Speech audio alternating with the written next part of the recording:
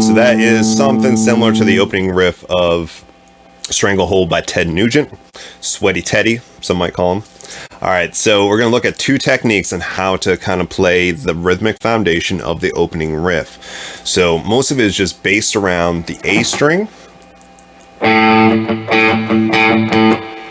palm muting, and not palm muting. There's going to be some added notes in there as well, but we're going to look at the rhythmic foundation, which is really played in 16th notes at about 74, 75 beats per minute. So we're going to look at two different ways to attack it. One is to attack it with alternate picking. Another way is to attack it with just all downstrokes. Because ultimately in this song, we're going to have to play some 30-second notes, and that alternate picking is going to come in handy. So it's good to start it off playing it alternate picking, and then work on the all downstrokes for your 16th notes. Alright, so a little bit about palm muting. If you haven't done it before, it's just taking the palm of your hand and putting it just slightly over the playable portion of your string. So usually I put the blade of my hand right on the bridge, so the fatty part just spills over into the strings. With palm mutes, you want to hear the pitch and tone of the note that you're playing. You don't want it to dead out. That's a full-on dead note mute. There's a palm mute, and if I want to accent it, I'm just going to come off the palm mute. Right, if I put a little more distortion on, a little more overdrive, you can hear a bigger difference. Right, but I'm just going to use slight overdrive on this. Alright, so now this exercise is all about putting the accents in with those. So at first you want to build up that rhythmic foundation. Well, there's alternate picking, going 1E and a 2E and a 3E and a 4E and a 1E and a 2E and a 3E and a 4E and a... That's at 75 beats per minute. Can you keep that going with alternate picking and have a conversation with somebody? Then all downstrokes.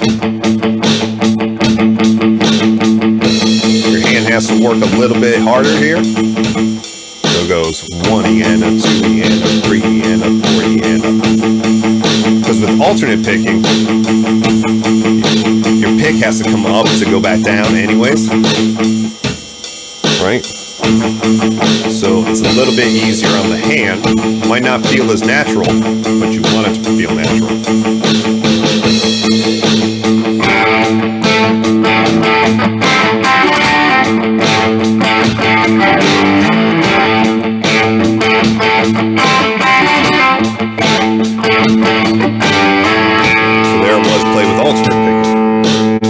So to practice up alternate picking that, maybe we break it down into eighth notes, and we want to get it up to 120 beats per minute at eighth notes, so then we can subdivide it into 60 beats per minute as 16th notes. So 16th notes again are 1E and a 2E and a 3E and a 4E and a... And what we want to do ultimately is we want to put accents. So if I were to play the 16th notes, the accents would be on 1, 2, the of 2, so 2E and the E of 3, so 2E and 3E and So 75, say I'm just going to start with just the open A string and put my accents in there. So it goes 1E and a 2E and E, repeat, 1E and a 2E and E, 1E and a 2E and E, 1E and a 2E and E. Downstrokes, it would do the same thing. 1E and a 2E and E.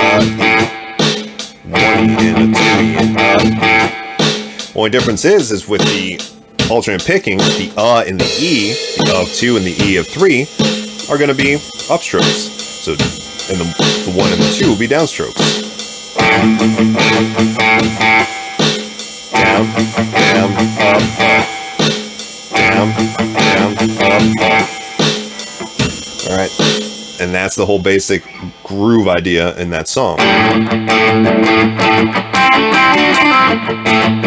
So to get that flowing, I'm going to start at 75 beats per minute and play it as eighth notes, so it's half tempo. So instead of going 1E and a 2E and, I'm just going to go 1 and 2 and 3 and 4 and. So now our accents are going to change to beats 1, 3, and then we're going to play the and of 4 and the and of 1 of the next measure. So it'll go like this: 1 and 2 and 3 and 4 and. Repeat that riff. 1 and 2 and 3 and 4 and.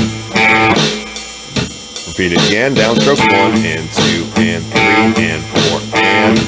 Try with alternate picking. Go. 1 and 2 and 3 and 4 and. And then after 75, I'm just going to bump it up to 90, 92. Same thing, alternate picking, and then I'm going to do all downstroke. 1, 2, ready, go. That's 1 and 2 and 3 and 4 and. Picking wise, that's down, up, down, up, down, up, down, up, up. Down, up, down, up, down, up, down, up, down, up. And now with straight downstrokes. 1 and 2 and 3 and 4 and. 1 and 2 and 3 and 4 and. Now as I go higher in tempo, I'm going to kind of accent that the dynamic of the open notes by playing the 7th fret of string 4 along with the open string 5, and they both are A notes. So it just kind of adds an octave above it. So I'm going to go up to about 100. Do it here. 1 and 2 and 3 and 4 and. Repeat it again. 1 and 2 and 3 and 4 and. All down strokes. 1 and 2 and 3 and 4 and alternate picking. Down, up, down, up, down, up, down, up, up. Then you just want to get it up a little bit higher to say 120. If you can't quite get it to 120, do increments in between 100 and 120 on your own. 1, 2, 1, 2, ready, go.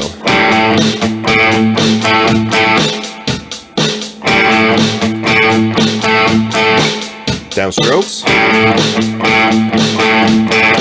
Alternate picking. Okay, so to be a truly well-rounded player, you want to be able to do both. Because ultimately, once you get too fast for all your downstrokes, you want the alternate picking to come in handy too. Alright, so now that we got up to 120 in eighth notes, I can now play it at 60, which is half that tempo, as 16th notes. So I put those accents back on the 1, the 2, the of 2, and the E of 3. 2, ready, go. That 1 and a 2 and a E. Repeat it now. Downstrokes.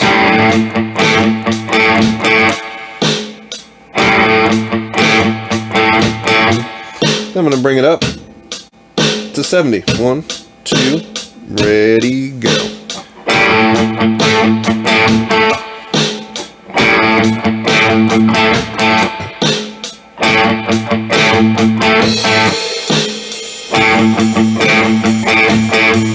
Then bring it up to 75, 74, 75. I'm at 75. If you can play it at 75, you can definitely play it at 74. 1, 2, ready, go.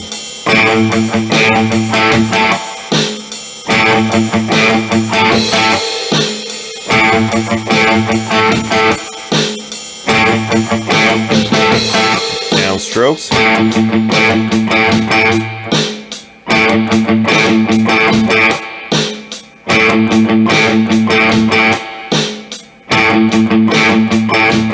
Riff.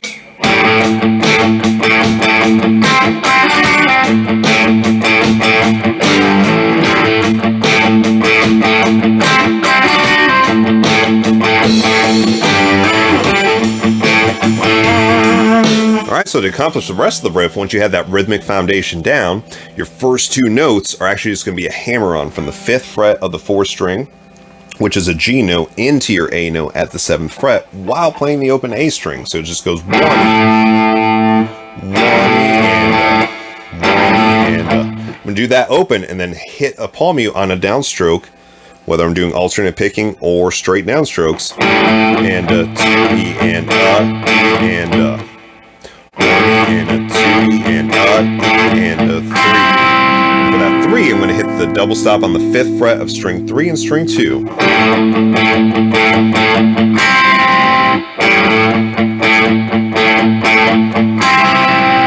So 5th fret of string 1, string 2, I'm using a bar there. Then I'm going to come back to the open A again on palm mute and come back to the 5th fret. So 1 and a 2 and a 3 and 3 E, that is what it is. 1 E and a 2 E and a 3 E and then at the very end, I'm going to add on the 7th fret,